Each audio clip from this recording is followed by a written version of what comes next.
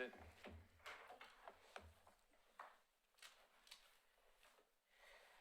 I will call to order the Metro Enhancement Grant Committee meeting for the City of Oregon City for February 28, 2019. I am Mayor Dan Holliday. My co-chair is Christine Lewis, District 2 Metro Councilor. Rocky Smith. Corey Ellis. Lisa Novak. Frank O'Donnell. Rachel Lyle Smith. William Gifford. Lori Bell. Tony Conkle. Rob Nathan. Excellent. okay. Thank you. So we are here today to give you an update and a little bit of history around this grant. I first want to say thank you for coming. This is a really feel-good committee that you guys all get to sit on.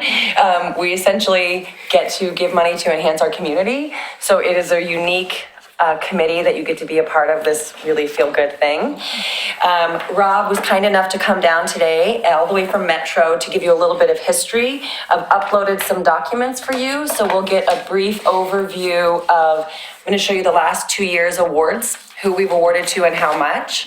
I've got a copy of our application, which Rob and I want to talk to you about and be really clear on what the goals of the applicants are, so you can know how you're reviewing these and what your criteria is. We will share with you an overview of the information that goes to the applicants and then give you a brief timeline of what to expect. I can tell you right now, you will vote on these in June. So you have a lot of time to ask us questions. And my personal request to you is that you cast a wide net and tell people in the community about this grant, encourage people to apply. And with that, I'm gonna let Rob tell us a little bit about why do we get this money, where does it come from, and how can you guys get to decide where to spend it? Great. Thanks, Lori. I appreciate it. How many of you have been on the committee in the past working on for this grant? Okay. So you all are familiar with this work. I won't bog you down with stuff that you already know, but our Community Enhancement Grant Program currently has 7 different facilities around the region that qualify for this funding. It comes from any facilities that manage participable waste, wet waste, stinky waste that come through the facility, and the traffic that comes through there, the operations we know can be a burden to community, and this program helps alleviate some of that burden. Oregon City, our Metro South transfer station, which is where this funding comes from, takes roughly 300,000+ tons of participable waste each annual cycle. And so $1 from each of that tonnage gets put back into this program. You all have the largest pot of money and potentially can make the biggest impact with community. And you all, as you all know, a few years back, we increased that from 50 cents to $1. I think communities around the region have been really excited about that, and we're continually looking at how we can improve our ability to support community, particularly our most vulnerable communities that may be impacted by our solid waste system. So as you all may know, Metro has a commitment to diversity, equity, and inclusion, and we did a lot of work. Our regional waste plan that's up for adoption right now with our council has a lot of intentionality around bringing community voice and historically unheard voices to the table to inform how we direct some of our resources. And myself and Lori are going to continue to work collaboratively to support the priorities of our jurisdictions, Metro, and the folks that and our community members to leverage that voice and bring it into this program. I know that in the past you all haven't been able to grant out all the money that is in the annual budget, and I'm committed to working collaboratively with you to figure out how we can get as many applications as possible so that the community can see the value of having this solid waste facility in Oregon City, as well as yourselves. Yeah. Before I go on to the next agenda item, does anybody else have any questions about the history of the grant? Because Rob is really my sort of expert here that can answer questions about where this funds come from or anything else. Excuse me, Rob. You mentioned that in the past we haven't been able to give away enough money. Mm-hmm. I don't remember not having enough money. I mean, we've had not enough money. not being able to grant out all the funds that are in the budget. So last year, you'll see when we look at these, was the first year that we had more applications than we had money to give out. The 2 years prior, which I only uploaded one of those, you had a certain amount to give out and the requests didn't match that. So it was yes, there were no turnaways in the past. So I give great credit and gratitude to Kristen Brown, who's our communications person, who helped us cast a wider net last year, and continues to help us reach the community in a bigger way. So we hope to have, again, more applicants than we do I was money to just give. thinking about the most recent Oh, I see. cycle. Yeah, sorry about that. Yeah, we didn't have, Yeah. we didn't Yeah. have quite enough. And Yeah. ironically, our reporting's a little behind because not all grant programs are on the same cycle. So I'm still working Okay. with numbers prior to those years. So I apologize for that. No worries. Yeah. Good question. So 2 questions. Those funds that are not dispersed on any given year are carried over into the next calendar year? Correct. And the current code says that those funds can be held for up to 3 years before they have to be awarded. And second question on the Kristen comment, what have we done to advertise this to get the widest applicant group we can? Well, last year, so I was here for 90 days before we awarded these funds. Yeah. And in that time, Kristen put together a great video that she collected photos from years prior, and then she put that out on social media, and I sent it to our existing network of nonprofits, as well as past recipients. And that had a cycle that we put through social media several times. I'll share with you the video if you want. It's a great little compilation of past awards. So that generated some. The other thing I'll just add that, Lori and I will continue to work on is there's a large nonprofit network outside of Oregon City that still services community members in Oregon City. And I think it's important we'll continue to think strategically about, because the number one requirement is that they can show that they're enhancing the lives of residents and workers in the enhancement boundary. And so organizations that may not be in Oregon City that service your community members may also just be unaware of the programming. So we'll continue to make sure that we're providing visibility and Metro as a partner can help with that. Does that answer your question? I'd actually like to see the advertising expanded into other avenues too. I don't care if it's local newspapers or whatever. Great. That's perfect. I'm happy to do that. A follow-up is, there's been a couple of times when you've made more emphasis on development of the citizens rather than just the community. And in years past, it always seems to me like it's been some sort of a physical activity where we're investing. But the way you talk, it sounds like we're also interested in developing our individuals, our citizens, as well as our physical infrastructure. Yes, so there's 7 requirements for enhancement, and so those and you all probably have familiar with those enhancement requirements. You're going to go through some of those today, but they can range from, reducing environmental impacts, negative environmental impacts for residents. Or art projects, focusing on seniors and your most vulnerable. There's a wide, array of what counts as enhancement in the code. And, you all are entrusted to decide what, you all are connected to your communities to know what best will enhance the lives of those individuals. And you'll see, we'll look through the questions. That's a good point, because historically, I think you're right in reflecting that many of them were, material, like land improvements, environmental improvements, very native trees and things like that. But we'll look at the goals so you can see how to use those. Let's keep it moving. Okay, so if you were to look at, can you see your attached documents, everybody there? Yeah. Do you see the one that says, what does it say, CMEG notes? So if you pull that up, it's one document, and I put in there 17, 18 grantees, and then if you scroll down, there is the 16, 17 grantees. And I just wanted you to have an opportunity to take a look at that. And then I'll explain what the last page is here before we go on and look at the goals. You can see these are all nonprofits. You might notice dual applicants, in 2 years. I was talking about that a little bit earlier with Commissioner O'Donnell. We have people who apply, for different projects or similar projects year and again. There's no rule against that. I would like to know who are multi-year applicants or who are multi-year award winners. Sure. I can put something together and then follow up for the group with who are, Because I'm sure we have perennial applicants here. I'm happy to do that. That's actually a good way just to look at it too. Is there a reason why, say, the, parks could not receive this money?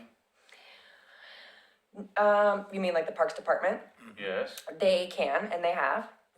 Is a certain, you can watch me with this, there's a certain percentage that we require to not be funded to city projects. Is it like 15%? Yeah, so the administrative rules say that 15% of the annual grant budget can be allotted to local government projects. In total. In total. Not per department, in total. In total. So Phil and John can duke it out. They won't have to. no, they won't. That's a good question though. Do you guys have any other questions or comments on any of these? You'll have this for reference and I'm available, through June, so you don't have to ask now, let me know. The last page 3 here on this document, this is just a consolidated, oversimplified version of the spreadsheet that you will see the night we give the awards. This says 1 through 10, it'll say 1 through however many applicants we get. You will get these ahead of time with several weeks' notice before the night that we award the funds. You will rank them according to your ranking, 1 through whichever. You'll plug them in to a different spreadsheet, you'll email them back to me, and I will work with finance. Finance will work with me to do this. This is a little out of my skill set, this spreadsheet. And they will come up with the average. So when you arrive on the day to do your award, you will see what the ranking is based on all of your ranks. So you'll know that ahead of time. That's same as last year. Same as last year, yeah, so it'll be up there and you'll see, Ryan will even highlight it, okay, we're gonna give out 350,000, these are the top 8 that you ranked, here's the funds and here's the rest. And then on that night, everybody will get 3 or 2 minutes to give their pitch, and you can make adjustments on that night, if there's more information that comes out and you decide you wanna sway each other, you can certainly do that. I just wanted you to have so you know what to expect. So for those of us who have not done it, you said there's 6 categories? There is. And there's a numerical value assigned to each of those categories? And they're weighted the same? How does that work? No, let's go on to See that? the next, if you move down, so goals for awards, and then you see 5A, there's staff report, grant information, and the grant application. So let's take a look at the grant information, if you don't mind. And if you scroll down to page 2, there are actually 10 goals on our list, and this is what you are ranking them on. So we've suggested ways for you to rank, ways that are fair and appropriate. It's certainly up to you as the voting folks to decide how you want to score the applicants. The one criteria that will be reviewed before I even present them to you is that each application addresses at least one of these goals. So it makes sense when you're looking at this, the applicants, if there are applicants that address multiple goals, that has the potential to be more impactful to our community and our residents. And to also consider the number of people impacted by the grant. So that is again, gives you a bigger impact. That's something for you to consider in terms of giving it a higher vote. But if you take a second and read through these 1 through 10, these are all areas in which you can award funds for. Something else to consider would be to have a diverse portfolio of grants. So say you get 10 or 15 applicants and 5 of them are for new and existing wildlife, but none address public safety, or maybe you get 1 that addresses public safety, 1 that increases employment opportunities. So something to consider would be, instead of giving 3 wetland improvements, 1 wetland improvement, 1 workforce economic opportunity, a training opportunity for seniors or low-income folks, and then something that has to do with the arts. So it's up to you, but I just want you to consider that, you know, a wide range affects different people. Would you add to anything to that, Rob, in terms of the? No, I think that's great. The only thing that, I'll share with you all is that we have, our criteria in the code for what defines enhancement, and then it sounds like you all have maybe added additional enhancement parameters, which is great. Each jurisdiction can do that. And so as a committee, you get to decide, you can always revisit your enhancement criteria and think about what's going on currently and if there's something missing from what you want to deem as enhancement, as long as you include the main 7, I think, that are in code. So that's all that I would add. I appreciate that. So that's something we talked about last year, but I was new to this position, and I'm open to your guys' feedback over the course of the year, once you get settled in. If you want to review this in a work session of some sort and talk about some of these things, we are certainly willing to do that. Rocky? So I'm curious about that.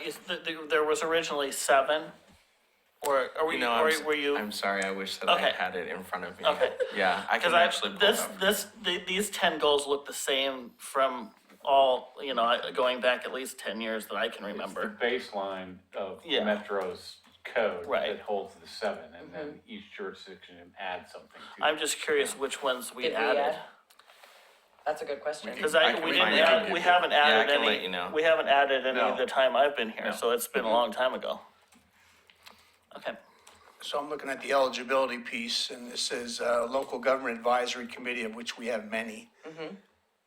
So say we wanted to do something with our Parks Committee, that would be in addition to the 15% maximum allowed to, if we gave it to our Parks Department. If you, instead of the department filing for the grant, are you saying having the We have parks? dual applicants, we have. So the Parks Foundation Friends of- versus the yeah. Parks That's Department. different. We- Or are you saying like the Like Parks and prac. Rec Advisory Yeah. Committee? Yeah, that's. Yeah, I'm saying Committees they are and applying districts in. are included in the administrative rules as being local government Okay. applicants. But that's probably different than the Parks Right, right. Foundation. Parks- which is Parks separate. Foundation It is would be different. separate, from yeah. Parks Foundation, because they are a 501c3. or So they C6, obviously whatever. can apply for Parks. Yep. Okay, good to know. That's a good qualifying question, actually. Right, so Think about Planning Commission, Historic Review Board, Natural Resource Committee. Wow. Yeah, those would all be under the 15%. Hey, us too. Planning Commission. Give it to herself. Have you had any churches participate that have been able to meet your eligibility of not coming across as promoting religion? That's a really good question. In my experience, I just was here last year, so that hasn't happened. I can check the past, but what about other districts? Yeah, so Metro Central, which is in Northwest Portland, Portland didn't want to manage their grant portfolio, so we manage it more intimately at Metro, along with Counselor Chase. And we do have churches that have received funding. Just in 2018, we had a Catholic church that applied for funding for a van, and they were using that van to deliver food to people. So absolutely, and it was a volunteer who applied, and yeah. Nice. I have one question. Go ahead. So you were saying, at the beginning when we came in to let people know about this, to get more applicants and stuff. And then you were saying, and I don't know everybody's names yet, that it is something that also could be for the citizens of Oregon City. Now, the only way I see that possible is like through a neighborhood association, because citizens, of course, aren't going to be 501c3s. Yes. it needs But I to- know that living in Oregon City myself, I don't even know who my neighborhood association is. So how do I find out who those are so that I can help, like, tell people? Where do you live? Me, myself, right by Willamette Falls Hospital. So you'd be in Berkeley Hills. But how do I learn that, besides you just telling me? That's a good question. I'd be happy to share a list with Yeah, you I of our think it's neighborhood awesome. associations. That's a Okay. great question. And in And- fact, I can share that with the All whole of, like, board. Univista. That'd be great. And is Thank there you. like any contact information for them? You bet. Okay, cool. It's on the It's all on the website too. website. Yeah. Here you go. You can put any address in and it'll tell you what neighborhood association. Yeah. Awesome, thank you. I'll forward you to the grant application, so the link, we haven't gone live yet, like Rob mentioned, other, neighborhoods and other sites are in a different timeline than we are. So ours will go live in about a week or two. And as soon as it does, I will share the link with you, so you can share it with nonprofits, you can share it wherever you like, cast a wide net. Can you provide to us the list that you have, that you're planning, or that you or Kristen are planning to reach out to, so that maybe we can, Yeah, we don't need to pound the same ones? yeah. If we, you know. I'm happy to do that. Yeah, it's right here. And then you drill down. Anything else? Other questions or comments? This is the easiest, And we're maxing funnest out at, committee. we're maxing out at 50 for any particular project, right? Yes, thank you. So the amount, if you look through, if you scroll down to page 3 of the one that we're on where it says funding, so the amount we will give out is up to $50,000 in an award. This grid shows you the total project cost and then the additional funding requirements. So the bigger the project cost, the more money we ask the asker to contribute, right? We want to make sure this is a sustainable thing that they can follow through on. And yeah, we cap it out at 50 grand. That's the most you can get. And that's commonly known as an in-kind contribution, An in-kind contribution, yeah, it can which be can cash. take many forms. Yep, volunteer hours. Something that was a great takeaway from last year, I will address, is that before you get these grants this year, I will, as I mentioned, make sure they meet a qualifying goal. I will review the budget, and finance also is gonna review the budgets before they come to you. So that was a step we didn't have in place, Great. and I think was a really good takeaway from last year, is to have someone on the finance team double check, my math before I bring it to you guys. That's good. So in the interest of providing employment skills, we could use an asset outside the city limits as long as it was to the benefit of a city resident. Absolutely. And so it's important that your grant applicants know that, have some way or are asked a way to articulate how are they benefiting people within the enhancement boundary, which in your case, I think is the whole city limits. of Oregon City. And you may have folks right outside the boundary that, benefit residents within, and it's important to be able to articulate what that looks like. Our committee with Metro Central really likes to see, okay, well, yeah, your program serves this many people. How many people that you're going to serve in your program live in the boundary? And then one of the things, and you mentioned this earlier, our committee likes to see, okay, with the amount of money you're asking and the amount of money you think you're going to serve, what's the cost per head, Yeah. right? And so we have some folks, because sometimes they're offering multiple food services programs, for example, and they want to see the most bang for their buck. Thank you, that makes sense. I was thinking about something like a workforce development type grant where I Absolutely. use a specialized manufacturing technique and had people from this area get trained in it. Absolutely, that's a Or perfect the example. Industrial Technical Center Right. at the college. Yeah. Oh, yeah, absolutely. Except that I expect that the college, if it were gonna be applying, as the college, would fall into that 15% category because it's a special district. No, schools No, are no. separate. Schools are separate. Yeah, schools are separate. My thought is, quite honestly, there's private employers ready to provide this kind of training under like So workforce school development or- grants. Their in-kind contributions are usually significant because the machinery they allow the student to be trained on is far and beyond what the Yeah, college and I can just afford. actually sent the link to Bridget Daisy, who's the executive director for Clackamas Workforce. So she will be sharing that. She's already sharing it, even though it's not released, but with her network of folks looking at how they could possibly apply. Well, I'd want to make sure that we send that to our top 5 or 10 industrial businesses in Oregon City. So if you talk about Benchmade, Miles Fiberglass, who are the people up on First Street? So you got Orthopedic? Ortho, and then the other Optimize. Optimize. So reach out to those folks. Yeah, they are for profit though. Yeah, they have So to. it would have to go through Clackamas Workforce to, Like a partnership. It'd yeah, have to be a partnership. but that's a good point. They have to be a nonprofit. I have a or- procedural question. Go ahead. Sure.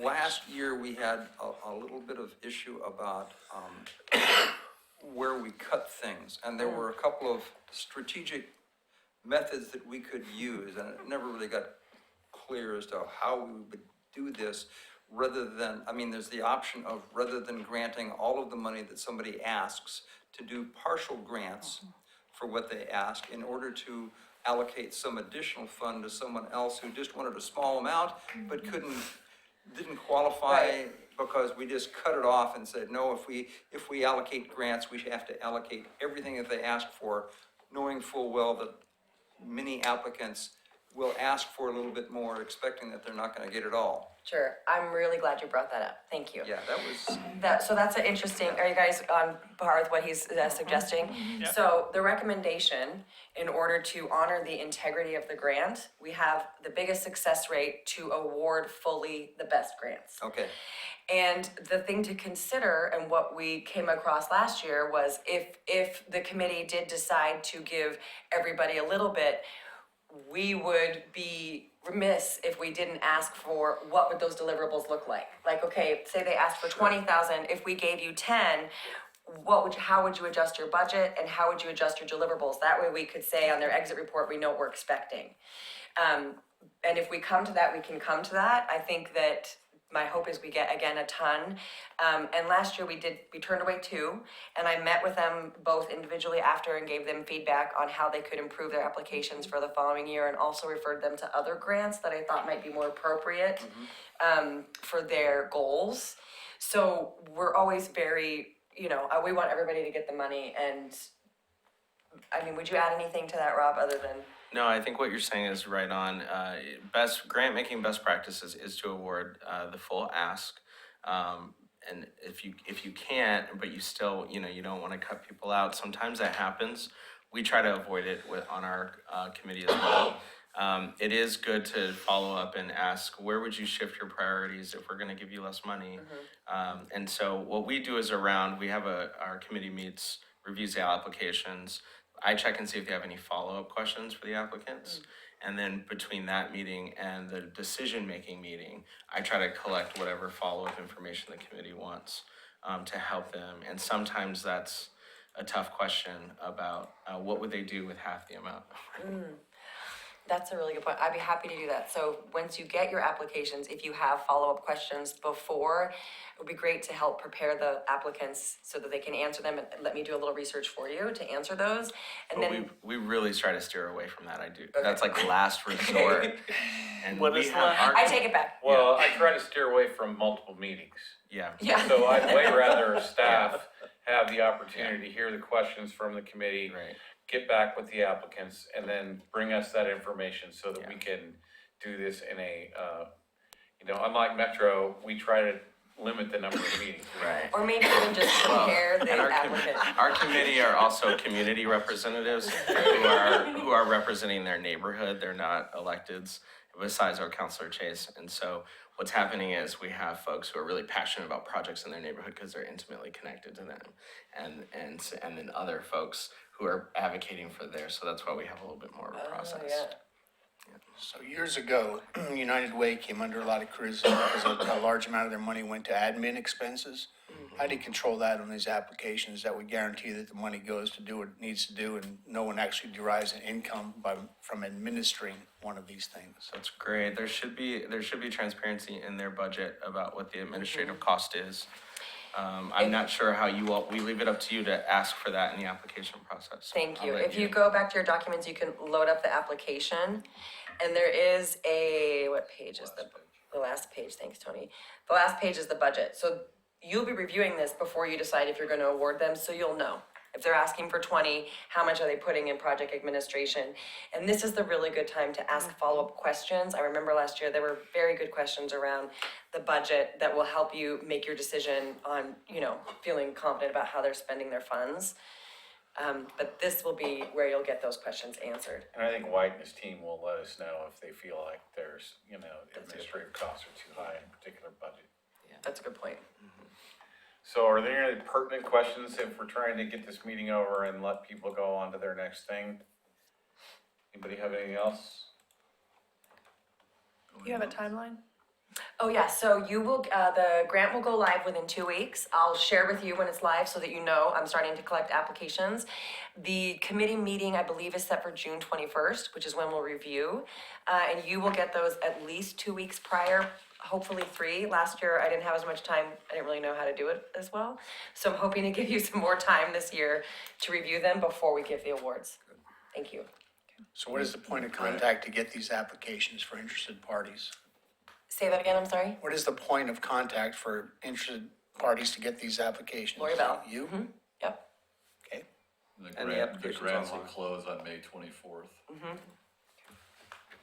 And we're meeting when? June 21st, I think. I gotta double check. Okay, you better check the US Conference of Mayors, to make sure that I'm not in Hawaii. I always check with Katie first. Okay. She's my first We stop. could do it there, we could all go. Where is it, Hawaii? Why, yeah, let's go. Yeah, I was kidding. Thank you, I appreciate it. This is a When are you great part of my opening the job. grants? Sorry? You said when the grants close, when do you open them? We're gonna open them, I have to get together with Kristen. If it's not by next Friday, it'll be the Friday after. okay, anything else? Then we're adjourned. Thank you. Thank you.